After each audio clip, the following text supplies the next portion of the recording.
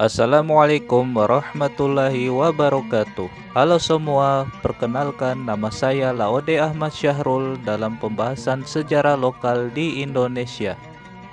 Kali ini saya akan membahas secara singkat sejarah penyebaran Islam yang ada di Pulau Buton, Sulawesi Tenggara.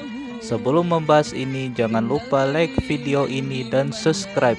Berikut penjelasannya.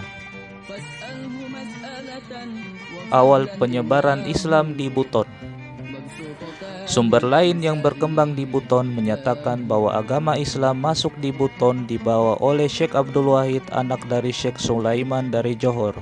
Syekh Abdul Wahid datang ke Buton bersama istrinya dari Adonara beserta ketiga anaknya masing-masing bernama Jamaluddin atau dikenal dengan Lebe Pangulu, dan kedua putrinya yang masing-masing bernama Nyai Fula, yang kemudian dikenal dengan julukan Wadidi I Lampenano, dan Nyai Hiba atau terkenal dengan sebutan Wadidi I Dawa. Julukan Wadidi I Lampenano karena diperistri oleh Sangia I Lampenano, sedangkan julukan Wadidi I Dawa karena diperistri oleh Sapati I Tapi-Tapi. Dalam riwayat lain kemudian dikisahkan lagi bahwa Syekh Abdul Wahid meninggalkan Adonara dengan tujuan kembali ke Johor. Namun setelah sampai di Batu Atas, yaitu sebuah pulau yang ada di sebelah selatan Pulau Buton, beliau bertemu dengan gurunya, yakni Imam Pasai bernama Ahmad bin Qais Al-Idrus, yang datang dari Ternate hendak kembali ke negeri Pasai. Dalam pertemuan dengan gurunya, Syekh Abdul Wahid diamanahkan oleh gurunya agar menunda perjalanannya kembali ke Johor karena hendak singgah dahulu ke negeri Buton. Karena diperoleh berita bahwa raja negeri itu telah lama berkehendak memeluk agama Islam. Lalu amanah tersebut ditunaikan Syekh Abdul Wahid dengan mengarahkan perahu yang ditumpanginya dan mendarat di pantai Burangasi, yaitu di Rampea, dekat Tanjung Matana Sangia, sebelah selatan Pulau Buton. Kehadiran Syekh Abdul Wahid di Rampea menimbulkan kecurigaan warga yang melihatnya. Mereka dianggap penyusup pasukan Labolontio atau bajak laut Tobelo. Namun alangkah terkejut dan tercengangnya masyarakat yang menjaga pantai Rampea menyaksikan perlakuan orang-orang yang ada di perahu tersebut. Disaksikan bahwa pada saat fajar menyingsing dini hari dan matahari akan terbenam, seorang di antara mereka di atas perahu meraung-raung, bagai tingkah laku menangis beriba-iba. Dan disaksikan pula setelah itu beranjak seorang berdiri di depan beberapa yang lainnya, membungkuk menundukkan kepala mereka mengenai geladak perahu dan berakhir dengan menoleh ke kanan dan ke kiri lalu bertadah tangan kemudian bersalam-salaman. Tingkah laku mereka sangat asing bagi penjaga pantai dan penduduk yang melihatnya, sehingga penduduk mereka dianggap orang gila. Berselang beberapa lama kemudian, Syekh Abdul Wahid dan rombongannya digiring untuk diperhadapkan dengan tokoh adat Burangasi. Namun Syekh Abdul Wahid menolak karena masih banyak masyarakat yang memelihara babi. Disebutkan bahwa Syekh Abdul Wahid meminta agar semua peliharaan berupa babi dibunuh jika masyarakat menghendaki dirinya masuk ke perkampungan mereka dan menghadap pemuka adat. Lalu permintaan Syekh Abdul Wahid dipenuhi oleh penduduk dengan cara-cara damai yang dilakukan oleh sang Syekh. Peristiwa inilah yang menyebabkan masyarakat Burangasi pindah ke Kampung Bente menuju Kampung Liwu. Karena di Kampung Bente di sanalah tempat binatang peliharaan berupa babi dibunuh. Kedatangan Syekh Abdul Wahid di Burangasi melakukan misi utama adalah mengislamkan penduduk Burangasi dan Buton pada umumnya. Langkah awal yang dilakukannya adalah melakukan penyunatan baik laki-laki ataupun perempuan. Setelah beberapa lama Syekh Abdul Wahid memperkenalkan Islam di Burangasi, lalu beliau melanjutkan perjalanan menuju suatu daerah yang bernama Wawowangi. Konon, kepergian beliau ke Wawowangi setelah melihat sinar yang menjulang tinggi di sebuah gunung di tempat itu. Dari situlah kemudian Syekh Abdul Wahid berkeinginan untuk membangun masjid pertama di Wawowangi. Berdasarkan informasi yang dihimpun, diketahui bahwa Syekh Abdul Wahid selama berada di Wawowangi mengajarkan sholat kepada penduduk setempat. Masjid yang dibangunnya dijadikan sebagai tempat untuk mengajarkan Islam.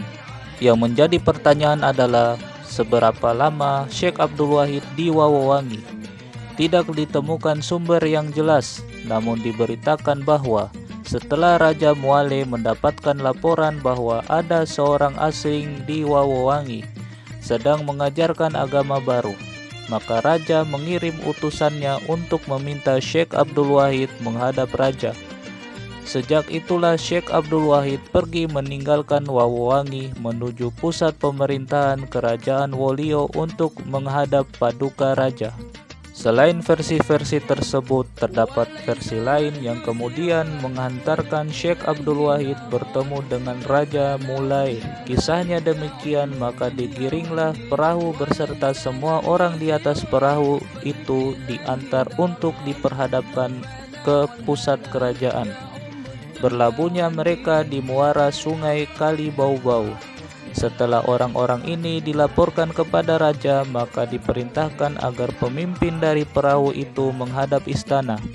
Namun betapa sangat herannya aparat kerajaan menyaksikan orang yang disangka gila itu. Betapa tidak, raja malah menerima mereka dengan penuh hormat dan bersahabat, bahkan diberi tempat yang lebih mulia. Dan lebih mengejutkan, raja secara spontan menyatakan diri mengikuti ajaran dari orang asing itu, bahkan mengajak anak istrinya dan orang-orang istana untuk mengikuti segala yang dianjurkan oleh orang asing itu.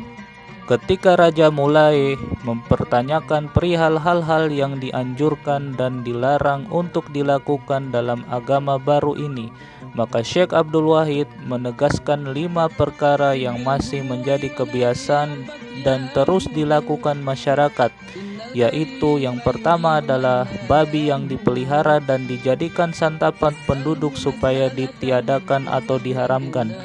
Dan yang kedua adalah daging penyu yang dijadikan hidangan kehormatan supaya ditinggalkan. Yang ketiga adalah meninggalkan kebiasaan meminum minuman aren atau air enau serta segala sesuatu yang memabukkan. Dan yang keempat adalah kawin dengan anggota keluarga yang paling dekat familiannya. Yang kelima adalah tidak diperbolehkan melaksanakan sembah kepada yang esa sebelum bersih bagian tubuh tertentu. Semua anjuran dari Syekh Abdul Wahid itu, raja mulai berikrar untuk mematuhinya.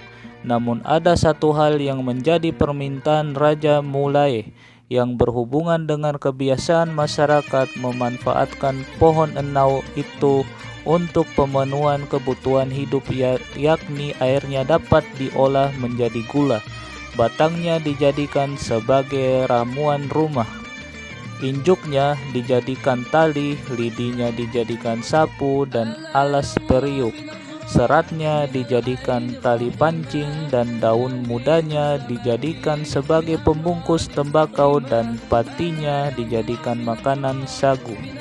Mendengar permintaan dan uraian sang raja, dengan penuh kebijaksanaan Syekh Abdul Wahid menerima baik dan kemudian menyepakati bahwa kerajaan akan mengeluarkan peraturan bahwa tidak seorang pun masyarakat yang dibenarkan menanam enau kecuali pohon enau itu tumbuh dengan sendirinya.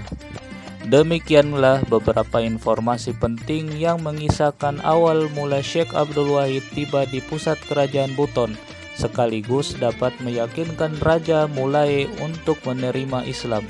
Raja Mulai kemudian meminta kepada Syekh Abdul Wahid agar Buton diislamkan dan Buton dijadikan sebagai negeri kesultanan. Atas permintaan tersebut, Syekh Abdul Wahid berangkat menuju ke kekhilafan Arab dengan tujuan meminta restu agar Buton dijadikan sebagai negeri kesultanan. Konon 15 tahun kemudian Syekh Abdul Wahid kembali datang ke Buton.